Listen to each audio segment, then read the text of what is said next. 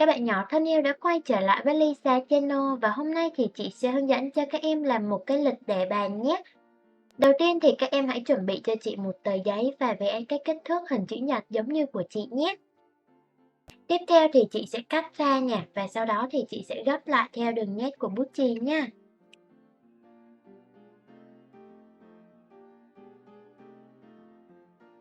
Và bây giờ thì chị sẽ dán lại nha, các em hãy dán giống như hình của chị nhé.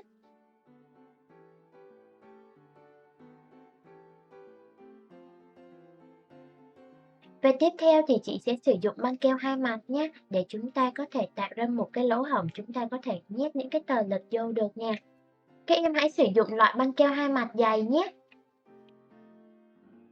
Và các em hãy cắt cho chị thêm một đoạn giấy ngắn nữa nè, để chúng ta có thể che đi cái phần băng keo hai mặt. Chị đã in cái tờ lịch này ở trên mạng nha, và bây giờ thì chị sẽ cắt nhỏ theo từng tháng nha. Và bây giờ thì chúng ta sẽ bắt đầu trang trí những cái phần còn lại nha. Vì năm nay là năm con hổ cho nên chị sẽ vẽ ra một gia đình hổ nha.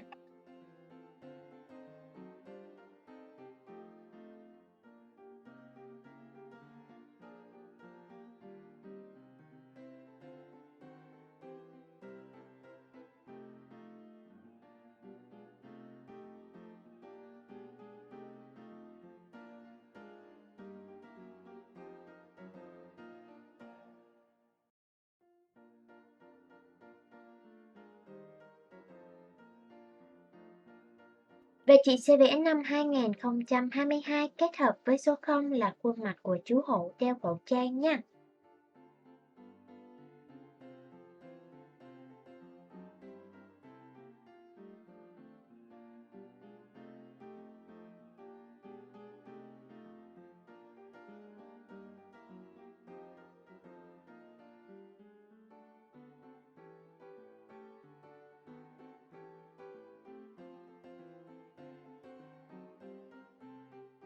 Và bây giờ thì chị sẽ tô màu nè.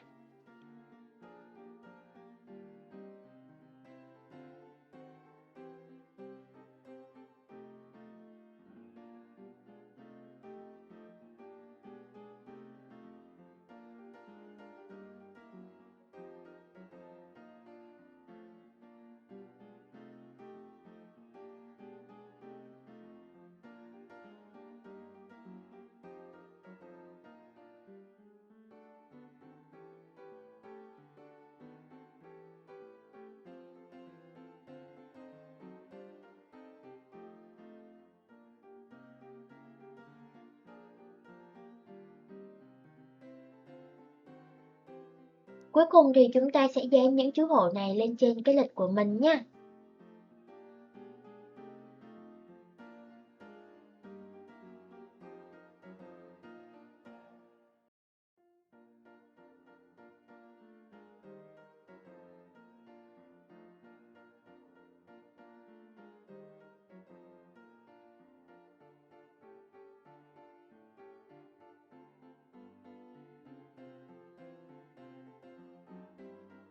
Và chị đã làm xong một cái lịch để bàn rồi nè, rất là đơn giản và dễ thương đúng không nè? Bây giờ các em hãy làm thử nhé. Hẹn gặp lại các em ở video tiếp theo. Nếu các em thích thì hãy ủng hộ chị bằng cách đăng ký kênh, like và share các video sau nhé.